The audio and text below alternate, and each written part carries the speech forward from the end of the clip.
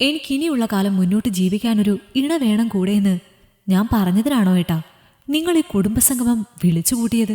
തനിക്ക് മുന്നിലും ചുറ്റുമായി നിരന്നു നിൽക്കുന്ന കുടുംബക്കാരെ ഒരു ചിരിയോടെ നോക്കിക്കൊണ്ടാണ് മിനിയുടെ ചോദ്യം, അതും കൂടപ്പിറപ്പായ ഏട്ടനോട്. ഒരു കുടുംബസംഗമം നമ്മൾ നടത്തിയാൽ ഇതുപോലെ 4, 3, 7 പേരല്ല മിനി നിനക്ക് ചുറ്റും ഉണ്ടാവുക. നിന്നെ ചോദ്യം ചെയ്യാൻ മറക്കണ്ട നീ. ഏട്ടനോടുള്ള മിനിയുടെ സംസാരം ഇഷ്ടപ്പെടാത്ത അവളുടെ ഏട്ടത്തിയമ്മ അവളോട് പറയുന്നതിനൊപ്പം തന്നെ രൂക്ഷമായിട്ട് അവളെ ഒന്ന് നോക്കുക കൂടി ചെയ്തു.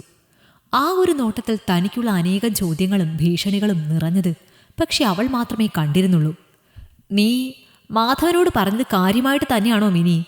നിന്റെ നല്ല പ്രായത്തിൽ ഞങ്ങളൊക്കെ നിർബന്ധിച്ചിട്ടും നിനക്ക് തോന്നാത്തൊരു കാര്യം നിന്റെ ഈ 40കളിൽ നിനക്ക് തോന്നാനൊരു കാരണം വേണമല്ലോ. എന്താണത്? വല്യമ്മയുടെ വകയാണ് ചോദ്യമെന്ന് കണ്ടതും നിശബ്ദയായവൾ. താൻ പറയുന്ന മറുപടികൾ അവർക്ക് ആവശ്യമില്ല എന്നറിഞ്ഞു തന്നെ.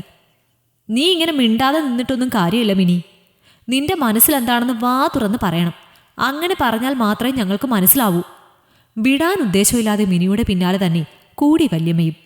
മിനി പറയുന്ന ഉത്തരത്തിൽ നിന്ന് വല്ലതും കിട്ടിയിട്ട് വേണം അവർക്ക് അവളെ കൂടുതൽ കുറ്റപ്പെടുത്താനും തരം താഴ്ത്താനും.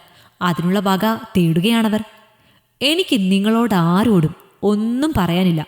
എനിക്ക് പറയാനുള്ളത് ഞാൻ ഏട്ടനോട് പറഞ്ഞിട്ടുണ്ട്, അല്ലേ ഏട്ടാ? മിനിയുടെ ആ സംസാരത്തിനോ ചോദ്യത്തിനോ ഒരു മറുപടി അവളുടെ ഏട്ടൻ മാധവന്റെ ഭാഗത്തു നിന്നുണ്ടായില്ല. പ്രായം 18 തികയും മുമ്പ് ഒരുത്തനെ സ്വയം കണ്ടുപിടിച്ച് നാടുവിട്ടു പോയ നീ അവന്റെ മരണത്തിന് ശേഷം ഈ തറവാട്ടിലേക്ക് തിരികെ കയറിയത് ഞങ്ങളുടെ കൂടെ സമ്മതത്തിലാണ്.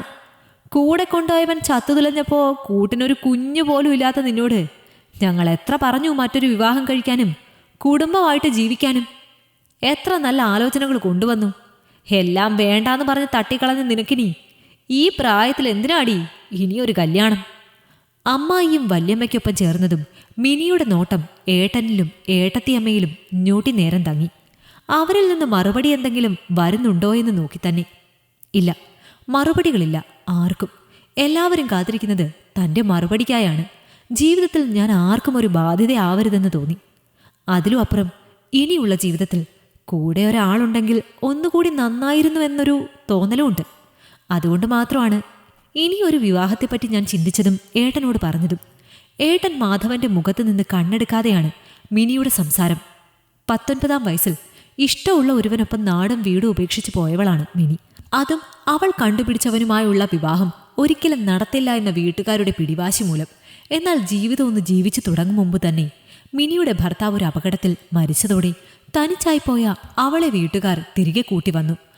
ജീവിച്ച കുറേ കാലം കൊണ്ട് തന്നെ എന്നും ഓർക്കാനുള്ള അത്ര സ്നേഹം മിനിക്ക് അവളുടെ ഭർത്താവ് നൽകിയതുകൊണ്ട് തന്നെ അദ്ദേഹത്തിന്റെ മരണത്തിനപ്പുറം മനസ്സിൽ മറ്റൊരാളെ കുടിയിരുത്താൻ മിനിക്ക് സാധിച്ചിരുന്നില്ല.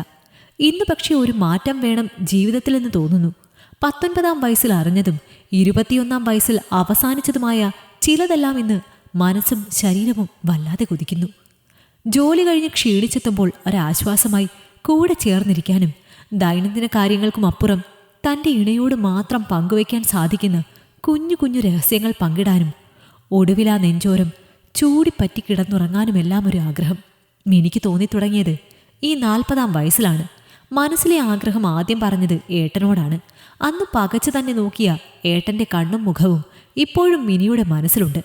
ഏട്ടത്തിയമ്മ പറഞ്ഞതൊന്നും ഓർക്കാൻ കൂടി വയ്യ. അത്രയ്ക്ക് മോശമായിരുന്നു ഏട്ടത്തിയമ്മയുടെ ഭാഷ. പക്ഷെ തൻ്റെ തീരുമാനത്തിൽ ഉറച്ചു തന്നെ നിന്നു മിനി. ഏട്ടൻ നടത്തി തന്നില്ലെങ്കിൽ അവളായ ഒരാളെ കണ്ടെത്തി ജീവിതം തുടങ്ങുമെന്ന് പറഞ്ഞതിൻ്റെയാണ് കുടുംബാംഗങ്ങളുടെ ഈ കൂടിച്ചേരൽ. 10-18 വയസ്സിൽ നാടുവിട്ട് നിന്നെ കൂട്ടിക്കൊണ്ടു പോയവൻ തന്നെ സുഖമൊന്നും ഇനി ഈ പ്രായത്തിൽ നിനക്ക് കിട്ടില്ല മിനി. അതിനുവേണ്ടിയാണ് നീ കെട്ടുന്നതെങ്കിൽ ഓരോരോ. ചുറ്റുമുള്ളവരൊന്നും ശ്രദ്ധിക്കാതെ ഏട്ടത്തിയമ്മ തൻ്റെ മനസ്സിലുള്ളത് വിളിച്ചു പറഞ്ഞതും വിളറി നിന്നുപോയി മിനി.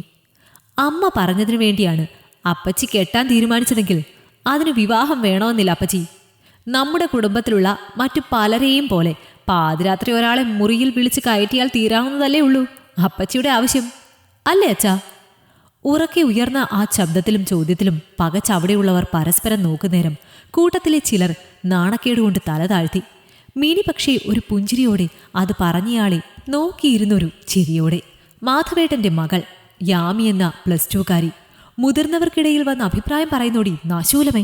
ചോദ്യത്തിനൊപ്പം അവളെ തല്ലാനോങ്ങിയ കൈയോടെ ഏട്ടത്തിയമ്മ അവൾക്കരികിൽ കുതിച്ചെത്തിയെങ്കിലും തൻ്റെ ഇടത്തോടെ അവരുടെ കയ്യിൽ കയറി പിടിച്ചു യാമി.